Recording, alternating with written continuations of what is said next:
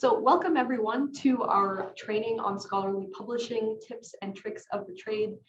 It is my pleasure to welcome you all to our training today. Before we begin, I'd just like to briefly introduce myself. My name is Janan Farhat and I work as a research assistant at the Sheikh Saud bin Taqir Al-Qasimi Foundation for Policy Research. It's my pleasure today to introduce the person who will be providing this training, Dr. Natasha Mansur. Dr. Natasha Mansur is, of course, the managing editor of the Gulf Social Policy and Education Review, which is a bilingual journal that she will introduce shortly.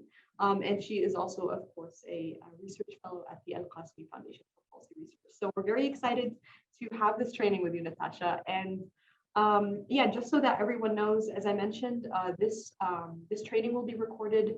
So, if you liked it, please share it with your family and friends and anyone who you think could benefit from learning a little bit more about, the scholarly publishing process and getting accepted. Yeah, we will also be accepting any questions. So if you have any questions along the way, please feel free to just put them down in the Q&A box, which is at the bottom of your screen. It's going to be easier than putting them in the open chat. So yeah, without further ado, Natasha, please take it away. Thanks so much, Janan, for co-hosting and for that introduction. Yeah, the foundation and I and Janan, we are all very pleased to offer you this training on scholarly publishing. I think I can safely say that most scholars find publishing a task that is not easy, especially so for emerging and new scholars, such as grad students who can find the process a bit daunting. So the purpose of this training is really to make transparent what goes on behind the scene.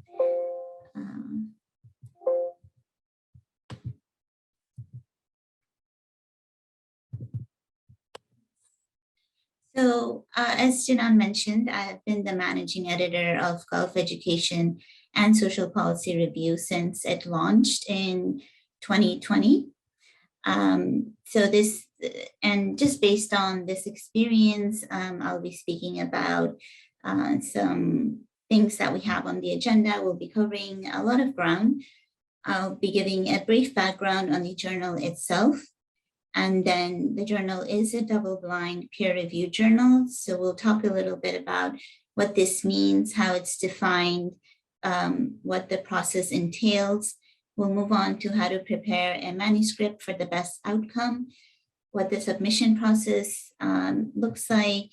We'll talk about the review process, which I'm sure a lot of you are interested in because it's really the meat of the matter. And then we move on to something that is really important to keep in mind while you go through this process, which is to have patience and perseverance. And we'll talk a little bit about why you need patience.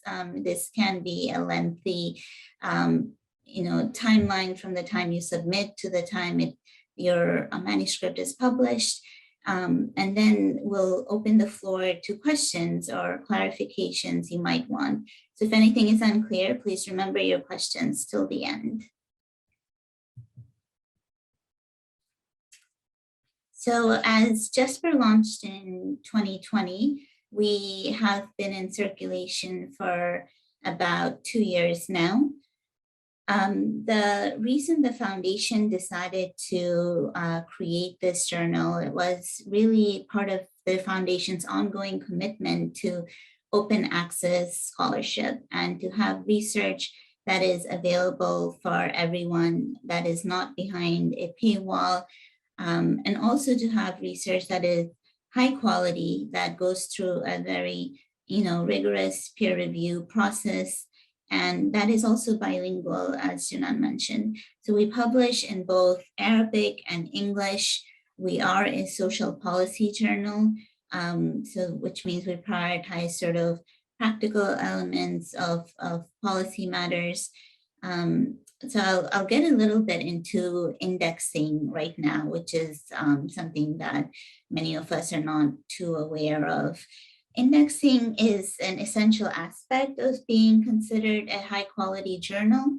An index is basically a searchable database, which increases the visibility and presence of journals and their content And not all journals are indexed, especially in prestigious databases like Scopus or Web of Science. The index for a new journal such as Jasper, so we have been indexed in certain databases, and we learned about this process. The index will review the journal to make sure that certain criteria is being met, including ethics and peer review processes, how articles are assessed, the editorial board transparency. And index journal basically signifies the high scientific quality of the journal, and it lends credibility and visibility to your work. So I would caution against publishing in journals that are not indexed, especially if they have been in circulation for a few years. Since we launched in 2020, by 2021, we were indexed in EBSCO, in DOAJ, which is the Directory of Open Access Journals. And very recently, we have received the prestigious DOAJ seal, which also speaks to the quality of both our content and our processes. We're also in Google Scholar, Crossref. To talk a little bit about Scopus and Web of Science, those databases require journals to have published for 2 years, and then you could send in an application. So we're sort of in the process of that right now. So essentially, to speak a little bit about predatory journals, because there are many journals out there that will, accept your manuscript and will publish very soon, but it's not peer reviewed, it's not indexed. And so it's just a bit of a caution, to understand what are the dangers of publishing in predatory journals. Yeah, so to come back to the double-blind peer-reviewed process, it's really considered the gold standard of publication. It entails a rigorous review system, and it's one of its main purposes is really to prevent bias and reduce prejudice in the review process, because essentially the reviewers are unaware of the author's identity, and the authors are equally unaware of the reviewer's identity. And in practice, this means that the manuscript is anonymized when we ask that authors remove all identifying detail, but in case they haven't, it's important that editors scan the manuscript and remove names or universities, and also remove the mention of the author from the references. Because if you're citing yourself, you should be stating author and the year and not putting in your name and the title of the article and so forth, in case the reviewer figures out, that you are that author. So, and in the same vein, we also anonymize reviewers' reports and make sure that there are no telltale signs that, this reviewer is this person. So it's as the name says, like it's double blind, that neither side knows who they are.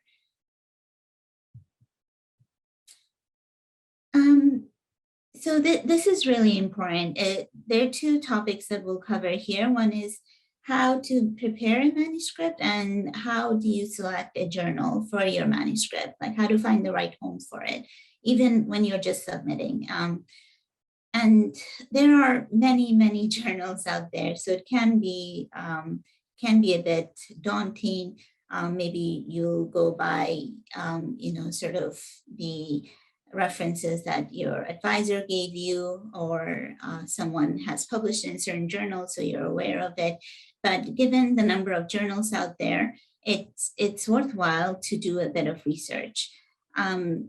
So a carefully prepared manuscript requires a lot of effort and patience. And I think all academics are aware that any scholarly work requires a lot of effort, but especially so for journal submission, because, and this is because for a number of reasons.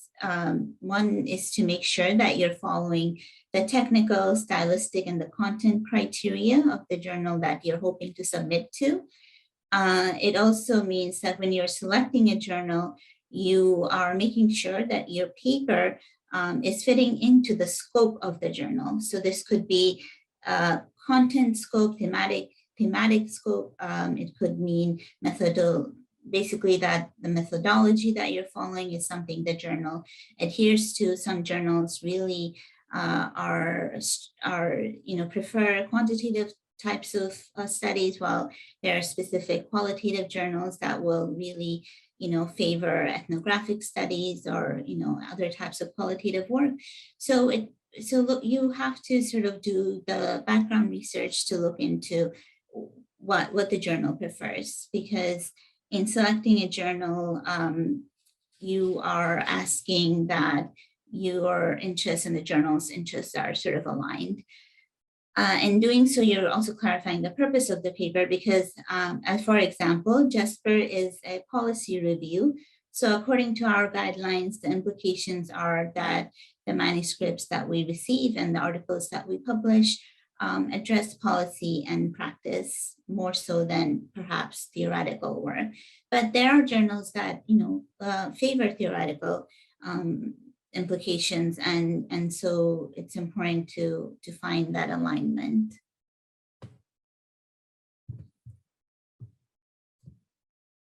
And so in submitting a manuscript, and while you're writing, it's very, very important that you create an outline. And this would be for all scholars, established scholars and also emerging scholars, because in creating an outline and sticking to it, it makes you not digress off topic, and you're also able to meet the word count limit. Most journals have strict word count limits, and they will, if your work is submitted, they will ask you to sort of cut down the content if it's beyond the word limit. And this is primarily because publishers and journals have a contractual agreement on the number of pages that will be published in each issue. So having word count and having word limits is important, so that one article is not too long and the other is short, and then you maintain a balance.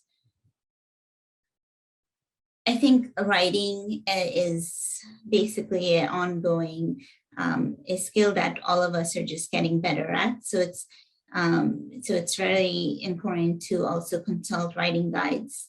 And there are lots of books out there that tell you how to publish and how to write a journal article in this many steps, and which sections to include.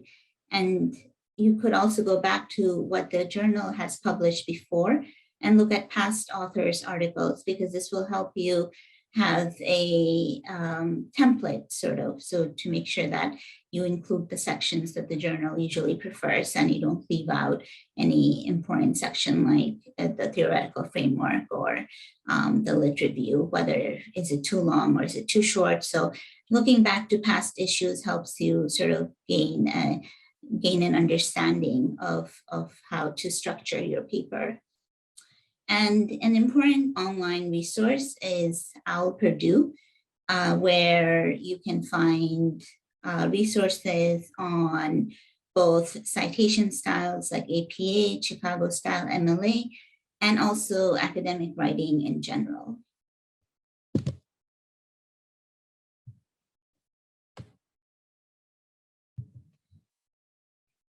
So to go back a little to talking about submission requirements, it's important that you consistently follow the journal stylistic and reference guidelines throughout the manuscript. For example, at JESPR, we follow APA 7th edition, but you could, there are journals that follow Chicago style or MLA, and this might be a bit getting used to, because you might be used to a certain style and then you have to redo your article in another style, but that's just part of the process, that your manuscript should be adhering to the guidelines that the journal follows, rather than something that you know more, like something that you might be more used to.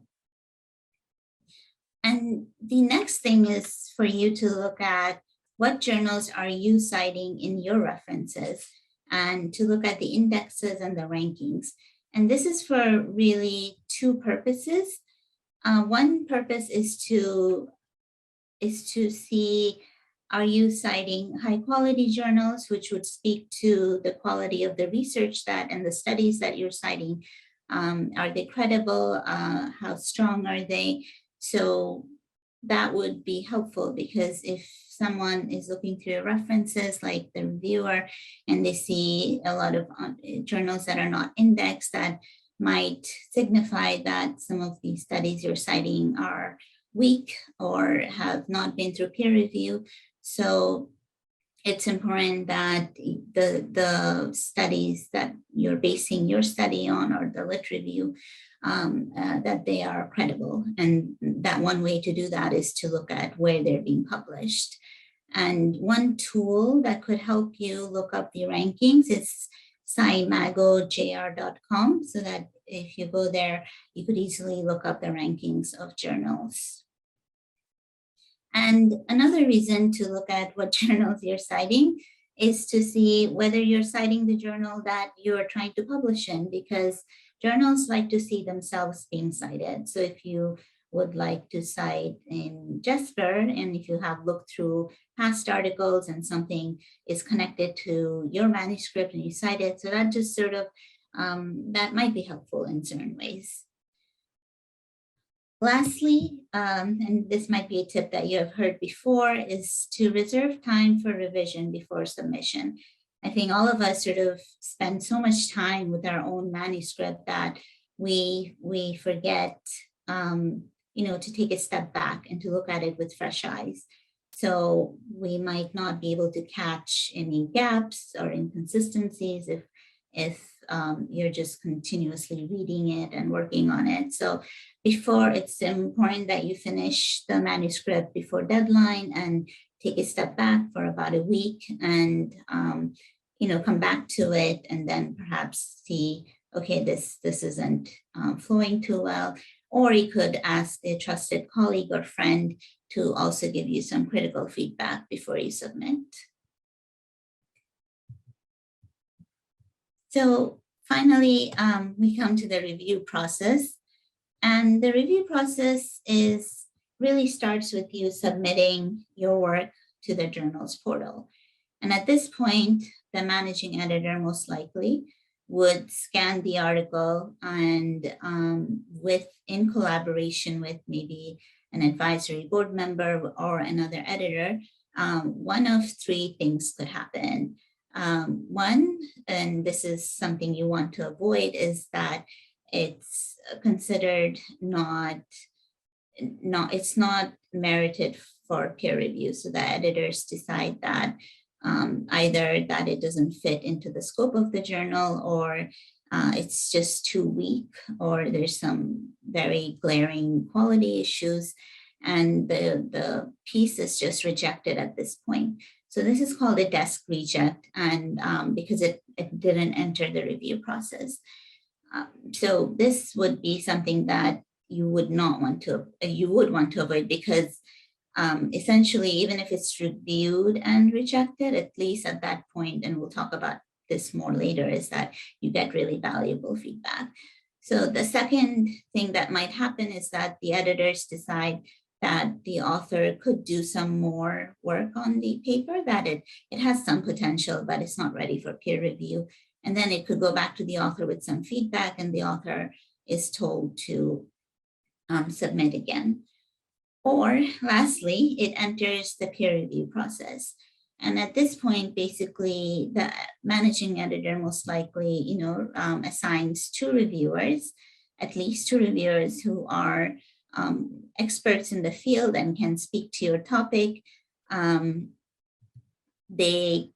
it goes to these two reviewers, and it might take a month and a half. If you're lucky, it takes a shorter amount of time. The reviewers have time to get back to you with some very meaningful feedback. But it really depends because reviewers are working for free, most usually. And so we have to consider their time. And if they, would like 6 weeks for the review, then, there's not much that we can really do, or 2 months. So this is where some of the time goes when you are, submitting your article, that, you have to consider the reviewer's time and how many rounds of review it goes through. So in the first round, the reviewers will give feedback. It'll go back to the editor, who'll make sure that the feedback is reasonable, and the editor will send it back to the author. The author will be advised to make sure that all feedback is addressed, and then give it a resubmit to the journal's portal, and it'll go back to the reviewer. So this might happen like 2-3 times, at least 2 times, 2 rounds. If the article is quite maybe weak, or the author didn't do a good job in addressing feedback, then the reviewers might ask for a 3rd round or a 4th round. And hopefully at this point that it's ready for publication, and it goes to the publishers for copy editing and layout and creating galley proofs. So all this can take a certain amount of time. So as we spoke about, you can avoid a desk rejection and expedite the review process by following submission guidelines. You should know what to expect and be mindful of the review timeline as well. So some tips that can help you during the review process is how to address reviewer comments. So do be prepared to receive substantial feedback. And this is not fun for most of us, like receiving critical feedback on our work can be, it can be hard for sure. But I think once you see that the reviewer just wants the strongest manuscript to be published, you should be addressing the feedback meaningfully. And one really important thing to do is to include a response to the reviewers in a separate document, where you show step-by-step in table format. You write all the reviewer comments on one side, sort of labeling it 1.1 to 1.10 or 1 through 10, whichever you like. And then on the other half of the table, you write your response, like either you accepted the feedback and made the necessary changes, and then you point to perhaps how you did that, or you provide a rationale for why you didn't. And I'll talk a little bit more about that in the next slide. So when you do this for every single reviewer, so at least 2 reviewers, and for every round, it really gives the impression that you did the work and that you took the feedback seriously, and that you're as like accepting of trying to make the manuscript successful as the reviewer would like it to be. So in the same vein of taking the feedback seriously, you should not be making superficial changes or trying other shortcuts. So if you just add one sentence that didn't really address what the reviewer wanted you to, it will not impress either the reviewers or the editors. And this might mean a reject in the next round, or it might lengthen the process because you'll be asked for it again. Do not ignore reviewer suggestions, because even if you disagree with something, it's important for you to provide a rationale in your response and say, well, this is the angle I'm taking, and this is the framework I'm coming from, and why that makes sense in the case of your manuscript or your study. So if you think that you're providing a really meaningful rationale for why you disagree, that might be okay, because at least you're sort of taking it seriously.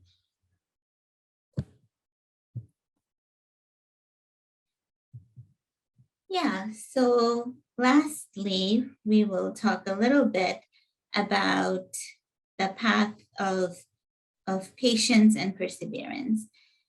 So sometimes as editors, we hear that we need the person would like the manuscript to be published in a month or maybe 3 months.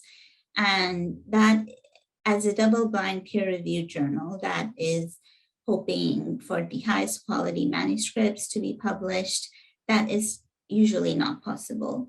Very unlikely. Even strong manuscripts take much longer than 3 months. And so if you need a manuscript to be published very quickly, because you need it for your tenure track job, or you need it to supplement your CV, I think that's a mindset that you shouldn't have, because especially when you're submitting to non-predatory journals. And sometimes, although it's up to you to sort of withdraw your paper if you think it's taking too long, staying in the process is quite helpful, because at the end of it, either you will be published or you will receive very, very valuable feedback from experts in the field. So some people might want to take a shortcut and think that, okay, if I submit to a low-tier journal, then it will get published faster, potentially. But you're putting something out there that is not, potentially of the best quality. And so it's really important to make sure that you understand what the timeline is and why it takes up to a year or more. And also, if your submission is rejected, that's fine, because the statistics do show that at least 40% of papers are rejected. But at the same time, when you are receiving this excellent feedback, especially if you're early in your career or you are a student, then this gives you the skills to improve your skills as a researcher. It helps you to be in a better place for either the next round in this journal, or if you move on to another journal, you just are coming out with a stronger product. So that's really important to keep in mind.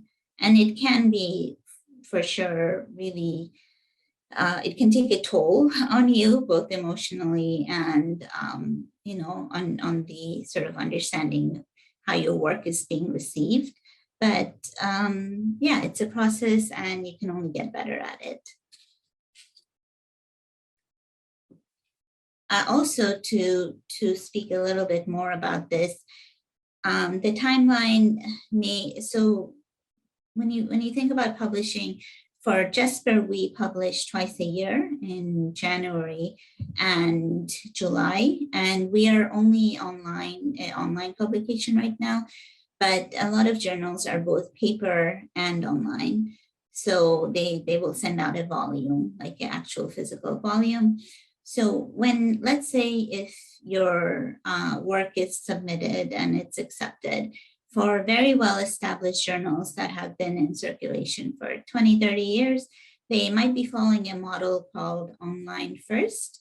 So they might have such a backlog that even if your paper is accepted, it won't be published in maybe a year. So that is, that could be problematic, right? So they might be following this model where they'll publish your paper online, and it'll be called online first, and it won't be assigned to a specific volume or issue, but at least you could show that it was published, it was accepted, it was, put through copy editing and galley proofs, and now it's available online. So it's available for disbursement, and that's helpful. But we as a much younger journal, we don't do this yet. But if your paper is, for example, accepted in February, for Jesper, we would publish in July, which would, you'd have to take into consideration that sort of delay as well.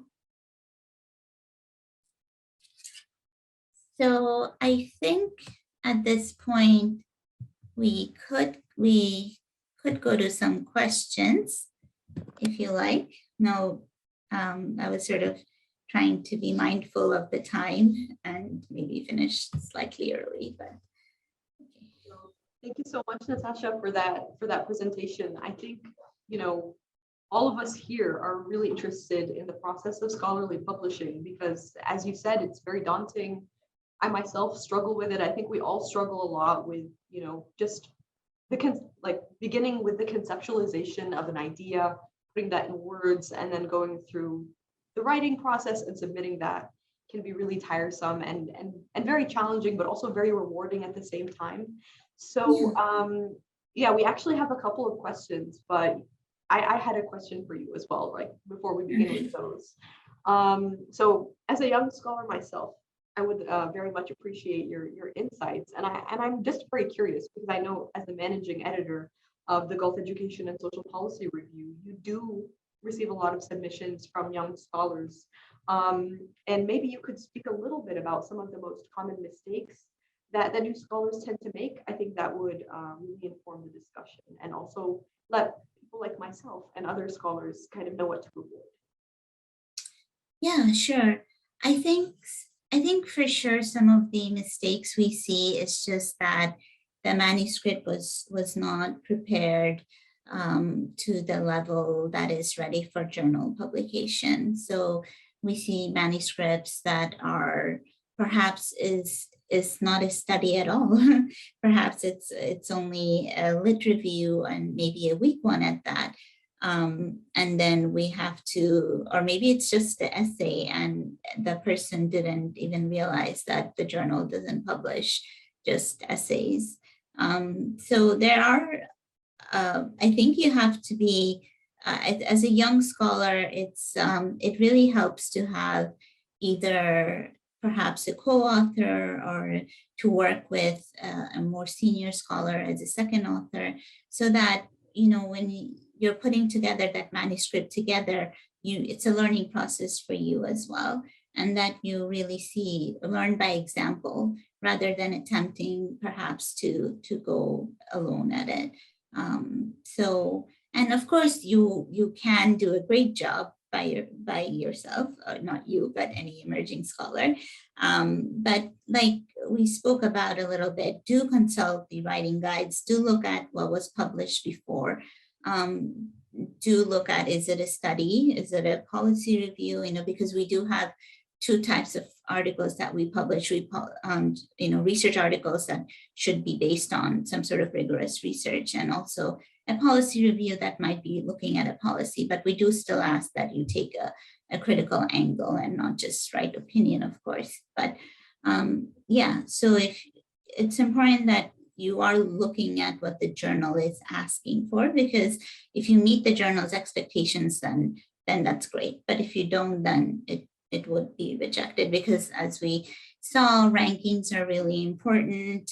Every journal is trying to sort of become credible and increase their presence. And this all really depends on the content they're publishing. So it makes sense that journals are trying to be trying to just publish the best quality.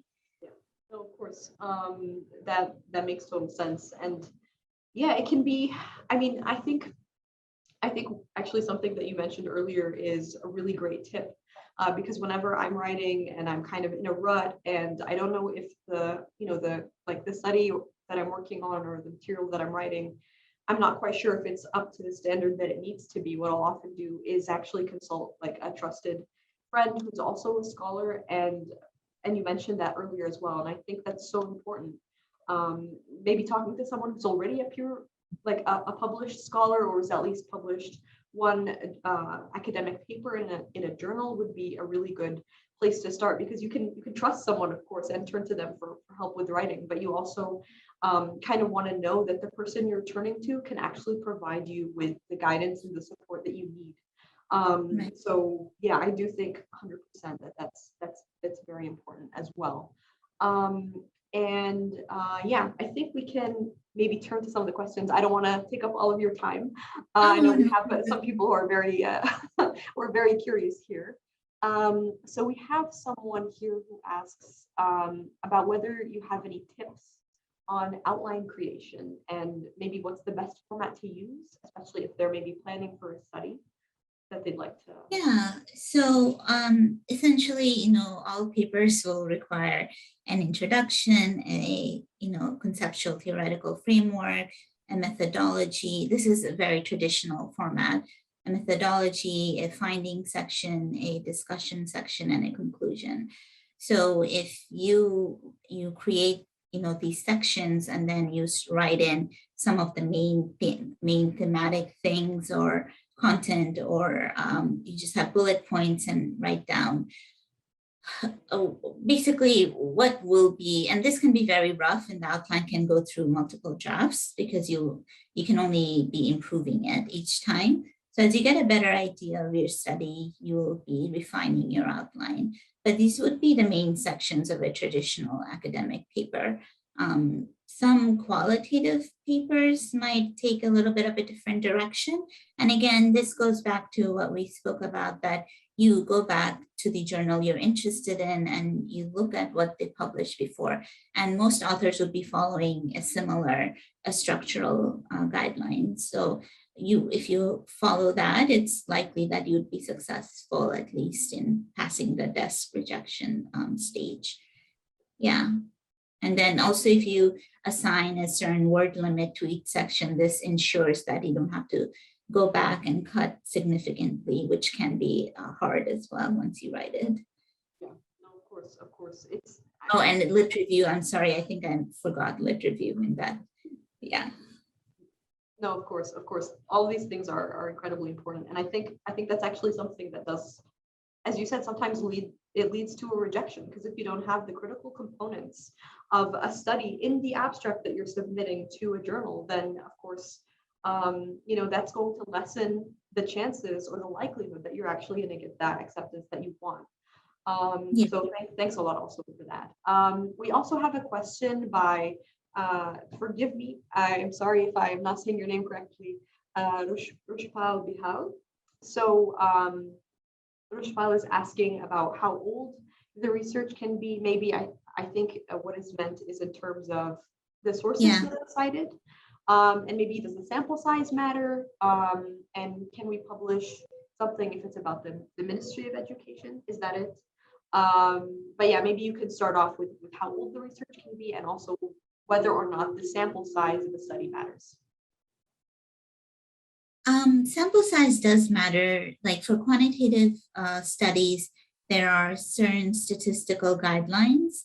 Like, for example, it has to have at least 30, and this is what I remember from my stats classes, but for sure, whatever methodology you're following, each methodology has its own, guidelines for a rigorous study. So yes, to a certain extent, sample sizes do matter, and you should be consulting back to the methodological constraints or to the guidelines of what you did, because if you can't do a statistical study with 10 or 20, there has to be a certain cutoff point, and I think it depends. So that's the answer to that. For the how old the research can be, does that mean the citations, or how old is the research that you conducted? I think maybe if you could tackle both, that would be great. I mean, it depends on the reviewer. Sometimes, let's say you used a household survey from 3 years ago, and then a new household survey has come out, like a more recent one. So maybe it was a really big study that the government did, and it's done every 3 years. And so you're using the one from, let's say, for example, 6 years ago rather than one more recent. That might be problematic for a reviewer. They might say, well, why are you using one from 6 years ago when there's one from 3 years, or there's one from last year? So within context,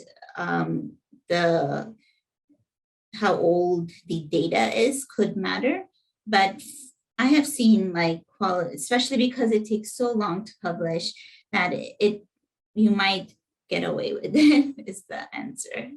And of course, it's always better to cite more recent studies rather than older studies, but there are studies that are have made such an impact in the field, and if you're aware of it and you cite it, that would be okay. But as long as you have a balance between more recent and older studies in your citations. But if you do have everything from 20 years ago, that would be a red flag. Yeah. Of course, this is like I think it's generally a rule of thumb in academia, which is it's always very important to use updated sources, relevant.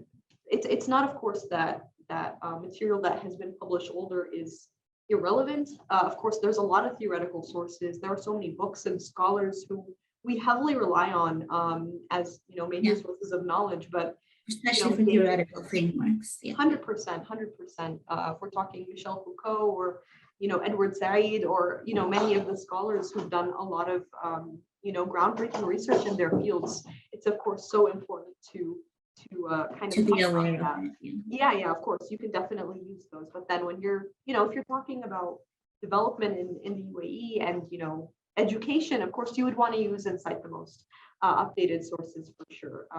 Because so much has been changing in recent years. 100%. Yeah, of course. The older research won't really reflect that, which is why, as you said, using more recent literature is so important.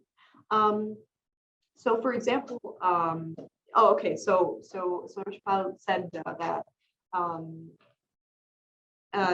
the master's thesis was conducted in 2020 and 2021. It was recommended for publication, but it hasn't been published yet. But so what would you say with regards to that? If a study has been done maybe 1 or 2 years back, is that something that could still be published by Rishpal? Oh, I understand. Yeah, of course, because I mean, with COVID and then with just the delays in publication, I think it's normal to see that the data was collected, a couple of years ago. Yeah. Okay. That's very good to know. Apologies, Rishpal, we weren't entirely clear on the substance, but I hope that clarifies things. Also, Budur Rahman has a question. Hi, Dr. Mansur. Thank you so much for the informative session. And she was wondering about whether you could talk a little bit about how to find relevant topics to research or how you could identify a good research question. Do you have some thoughts on that? How to identify a good research topic? I mean, hopefully it's something you're interested in, because it really shows when you're passionate about something and you do research in that field, that makes your manuscript come alive. How to identify a good topic? I mean, certainly there are, hopefully, if you're in a program like a master's or a PhD program, your advisor should be helping you or guiding you to certain topics, and certainly something that's aligned with both your interests and sometimes, of course, the advisor's interests as well.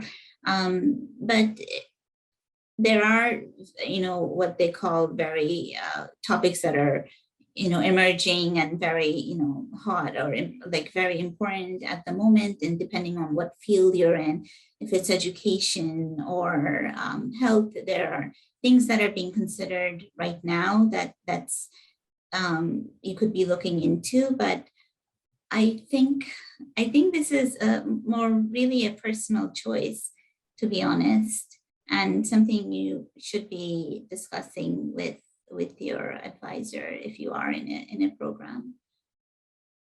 What do you think, John? I think it's a great question, actually, and yeah, definitely something very personal. Something I might be interested in researching. Natasha might not be as interested in researching. So it just depends on what you find to be the most interesting. I would say, in my own experience, maybe if you're not in university, or if you're not pursuing a master's degree or a PhD right now, as Natasha was saying, looking into the most relevant research trends could give you an idea of what's been done and what hasn't been done. And you could, there are the way I typically think of it is you could kind of find a new angle to research, or you could conduct additional research on something that's been done before but is more updated. And that's also incredibly valuable research that is being added to the field of study that you're looking into.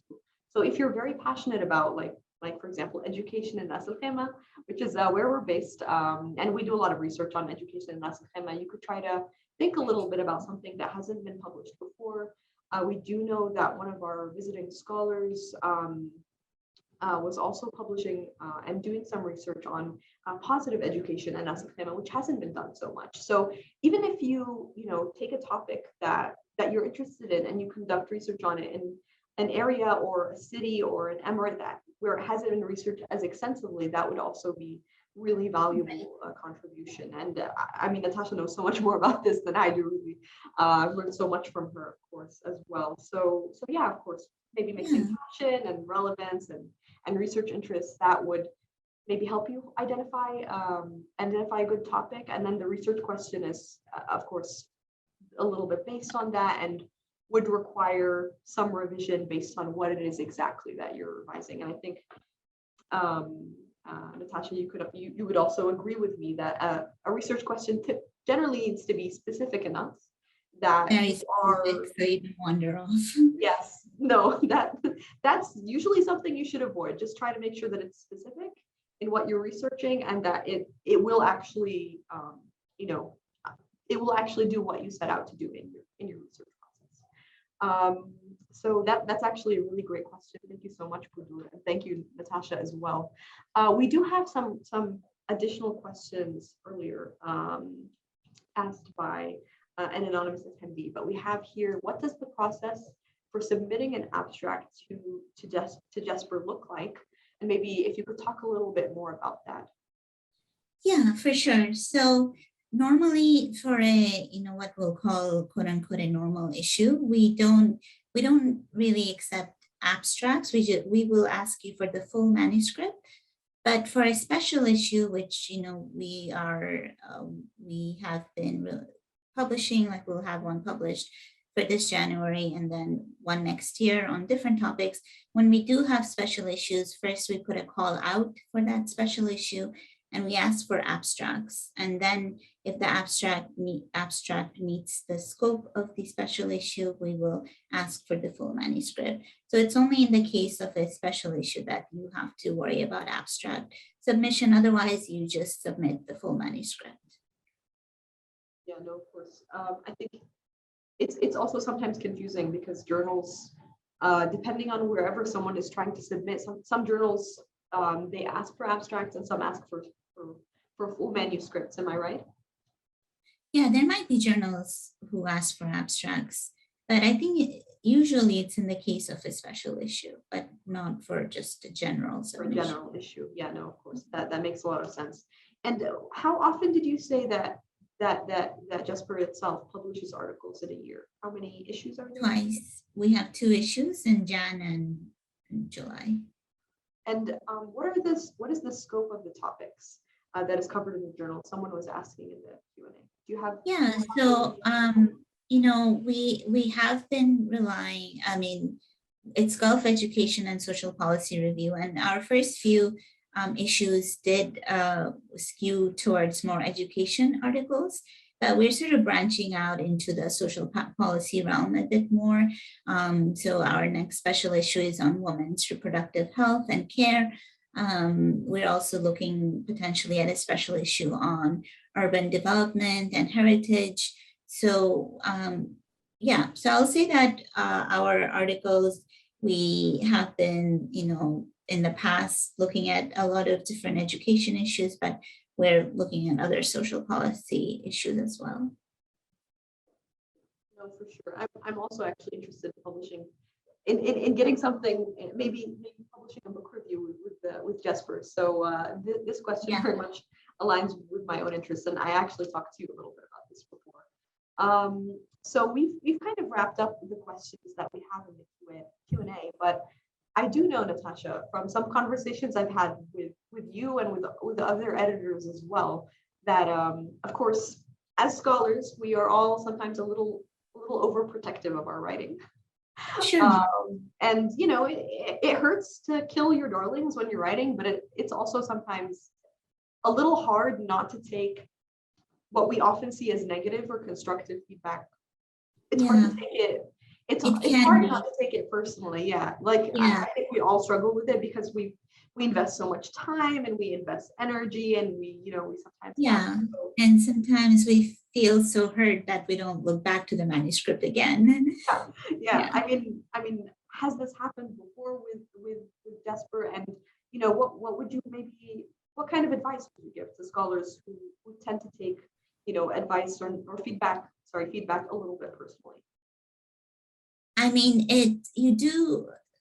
I do think that if you are, if you are a scholar who sees that the feedback is meant to not hurt you, like let's say you get the feedback and it just seems so harsh, I would really advise for you to like take a step back, not think about the manuscript or the feedback for a couple of days, and then come back to it and then tackle it slowly, because it can be overwhelming, honestly, to have all this critical feedback at once. So if you just, when you read it for the first time, it can be overwhelming and scary. But if you come back to it and then you're like, okay, that's really not so bad, and you just take it like one step at a time, one feedback at a time, and make changes, not too slowly, hopefully, because that will just lengthen your timeline. But yeah, honestly, it's about just not taxing yourself emotionally, and just being like, okay, actually, I could improve this, and this would help, and this is just, it's still going to be published, and it's for the best, honestly.